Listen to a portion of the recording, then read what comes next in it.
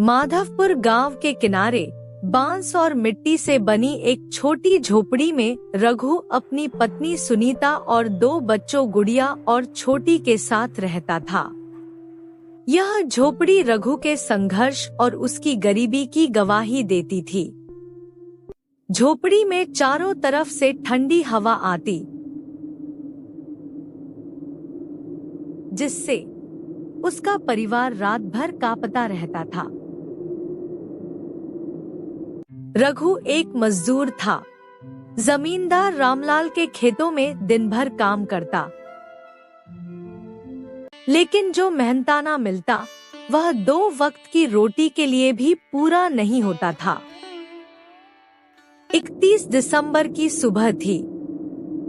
ठंडी हवा और धुंध पूरे गांव को ढके हुए थी। रघु चारपाई पर बैठा अपने जीवन की परेशानियों के बारे में सोच रहा था। कहाँ फंसा हुआ हूँ मैं? कैसा पिता हूँ जो अपने बच्चों को 2 वक्त का खाना तक ठीक से नहीं खिला पाता?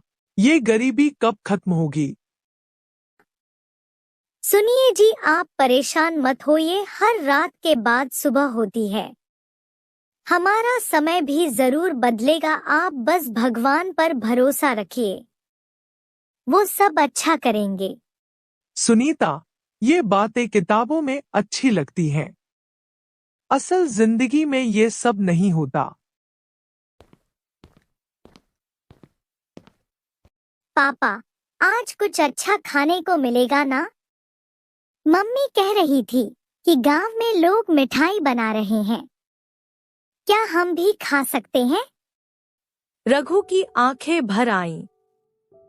उसने गुड़िया को गले लगाया और कहा, हाँ बेटा, आज जरूर मिठाई खाओगी।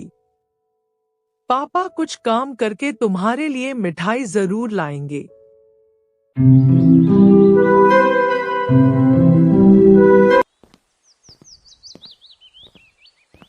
सुनिए जी, आप कहाँ जा रहे हैं? बाहर बहुत ठंड है, आप बीमार पड़ जाएंगे। नहीं सुनीता, मुझे बाहर जाना ही होगा। मैं अपने बच्चों को भूखा नहीं देख सकता। ऐसा कहकर रघु कड़कती ठंड में घर से बाहर निकल जाता है। रघु उसी दिन जमींदार रामलाल के पास गया। रामलाल के खेत गांव के सबसे बड़े थे, लेकिन जितनी बड़ी उसकी जमीन थी उतना ही छोटा उसका दिल। वह गरीब मजदूरों से सारा काम करवा लेता, लेकिन उन्हें मामूली पैसे ही देता। रामलाल रघु को देखते हुए, अरे रघु, फिर से काम मांगने आ गए? अभी तो पिछली बार भी तुम्हारा काम ठीक से नहीं हुआ था। मालिक, बच्चों के पेट खाली हैं, कोई भी काम दे दीजिए। रामलाल ने कुछ सोचा और एक शर्त रख दी। ठीक है, लेकिन इस बार दिन भर लकड़ी काटनी होगी, और अगर ठीक से काम हुआ तो 50 रुपए मिलेंगे, नहीं तो 1 पैसा भी नहीं दूंगा। रघु के पास कोई और चारा भी नहीं था। उसने सिर झुका लिया और काम करने के लिए तैयार हो गया। रघु जंगल की ओर चल पड़ा। ठंड इतनी ज्यादा थी कि उसका पूरा शरीर कांप रहा था। जंगल में पहुंचकर उसने लकड़ियां काटनी शुरू की। उसके हाथ ठंड से सुन्न हो गए थे, लेकिन वह रुका नहीं।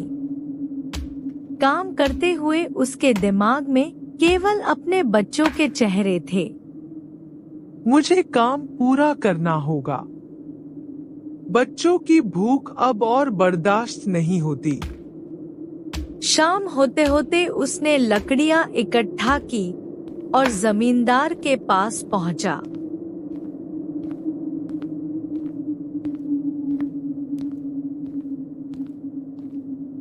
मालिक, काम पूरा हो गया। अब मजदूरी दे दीजिए। रामलाल ने लकड़ियां देखी और पैसे रघु के हाथ में रख दिए।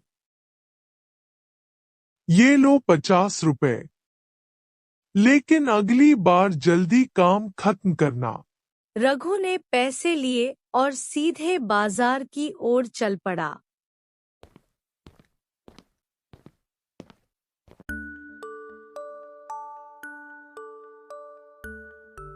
घर पर गुड़िया और छोटू पिता का इंतजार कर रहे थे। छोटू ने खिड़की से बाहर झांका और देखा कि पड़ोस के लोग अपने घरों को सजाने में व्यस्त थे। दीदी, क्या हम भी अपने घर को सजाएंगे? हमारे पास पैसे नहीं हैं, लेकिन पापा कह रहे थे कि वो कुछ अच्छा लेकर आएंगे। बच्चों के भोलेपन ने सुनीता के दिल को छू लिया। वह सोचने लगी, आज पूरे गांव में खुशियाँ मनाई जा रही है, सब लोग कितने खुश हैं, लेकिन मेरे बच्चों के चेहरे पर उदासी है। मैं क्या करूं? कैसे इन दोनों के मासूम चेहरों पर खुशी लेकर आऊं? बाजार में हर तरफ रौनक थी। दुकानों पर मिठाई, पटाखे और नए कपड़े बिक रहे थे। रघु ने पहले चावल और गुड़ खरीदा। फिर उसने बच्चों के लिए सस्ते पटाखे और गुड़िया के लिए एक गुड़िया खरीदी।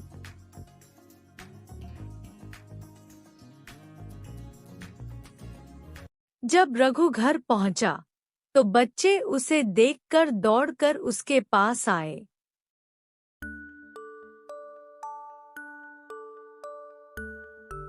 पापा, आप हमारे लिए क्या लाए? रघु ने सामान दिखाया। बच्चों के चेहरे खुशी से खिल उठे। उस रात सुनीता ने चावल और गुड़ की खीर बनाई। बच्चों ने पटाखे जलाए। झोपड़ी में पहली बार ठंड के बावजूद गर्माहट महसूस हो रही थी। ये सब आपकी मेहनत का फल है, जो आज के दिन हमारे बच्चों के चेहरे पर खुशी दिख रहा है।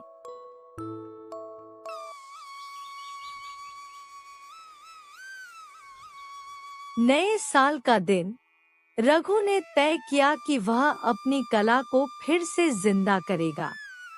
बचपन में वह पेंटिंग करता था, लेकिन गरीबी ने उसे इस हुनर को भूलने पर मजबूर कर दिया था। उसने पुराने रंग और कागज निकाले। सबसे पहले उसने गांव का एक सुंदर दृश्य बनाया। जब गांव वालों ने उसकी पेंटिंग देखी, तो वे चकित रह गए। रघु, तुम्हारी कला तो कमाल की है। इसे शहर में बेचो, तुम्हें अच्छा पैसा मिलेगा। धीरे धीरे रघु ने पेंटिंग बनाना शुरू किया। उसकी मेहनत रंग लाई। गांव के लोगों ने उसकी पेंटिंग खरीदनी शुरू कर दी।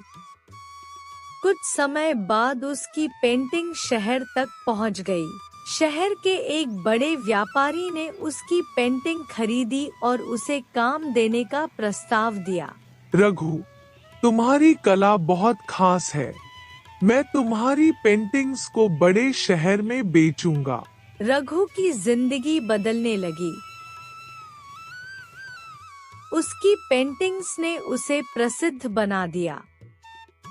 उसके बच्चों ने बेहतर कपड़े पहने और स्कूल जाना शुरू किया। मैंने आपसे कहा था ना कि हमारा समय भी बदलेगा। सुनीता, यह सब मेहनत और विश्वास का नतीजा है। यह कहानी हमें सिखाती है कि गरीबी और मुश्किलें स्थायी नहीं होती। मेहनत, विश्वास और दृढ़ संकल्प से सब कुछ संभव है। रघु का नया साल न केवल उसके लिए, बल्कि उसके पूरे परिवार के लिए एक नई शुरुआत लेकर आया।